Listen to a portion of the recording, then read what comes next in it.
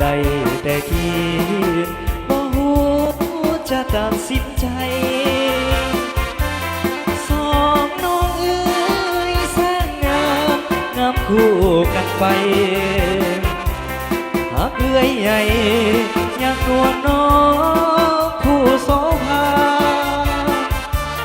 อุกใจนะเมื่อหานั้นมีปัญหา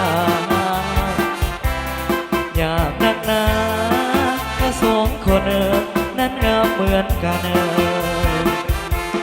เอื้อยก็งามน้องก็งามจะหาไปดี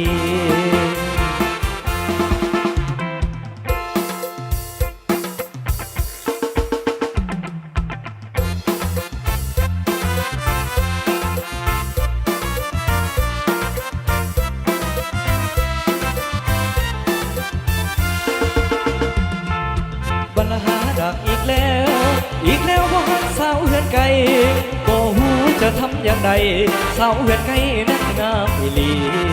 เพื่อนอยู่คนละภาคภูมิบ่นึกกลัวพ่อนางนักหนา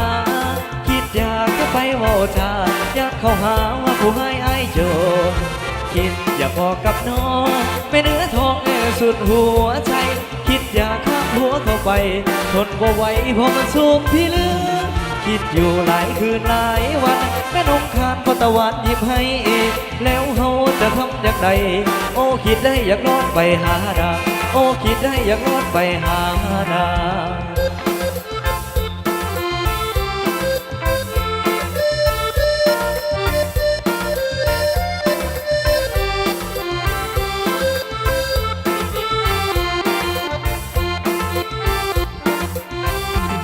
แต่กายและหัวฉันยัง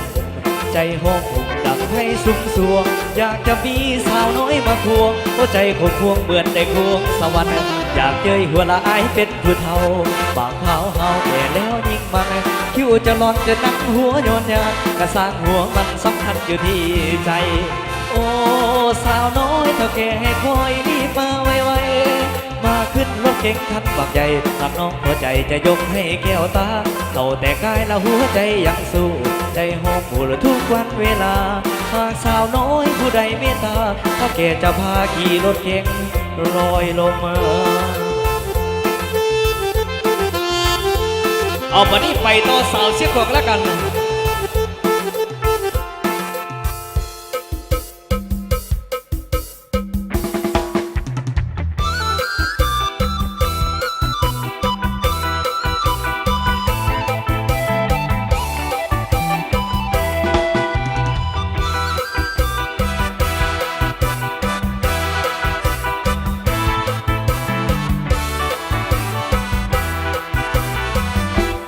ดงแผ่นดินอันแสนหักแพ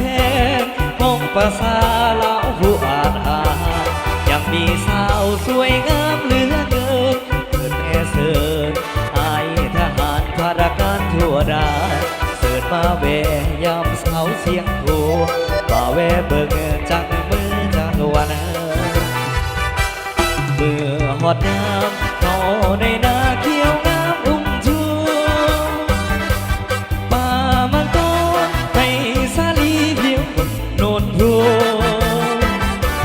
ให้ก็ยอมว่าสาวบ้านเฮาจังแม่นเก่งแท้นาลิ้นไผ่กะเก่งกินเบียร์กะเก่งซื้อเลขกะเก่งสาวบ้านเฮาจิตให้พอใสดังน้ำเสดความลิ้นไหล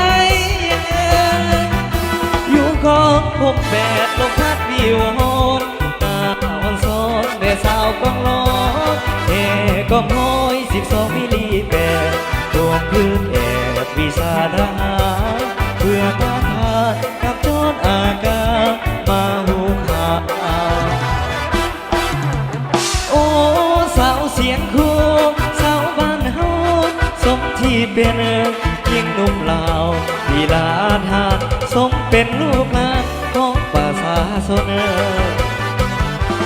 เหมือนนกแอบบินเจอทั่วเมืองลาวน่าฮักแท้เป็นสาวเสียงคู่หน้าสวยๆตาดำๆข้อโกงพิงบา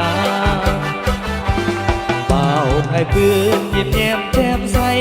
ร่วมก้าวไปตามเส้นทางก็ปล่อยประเท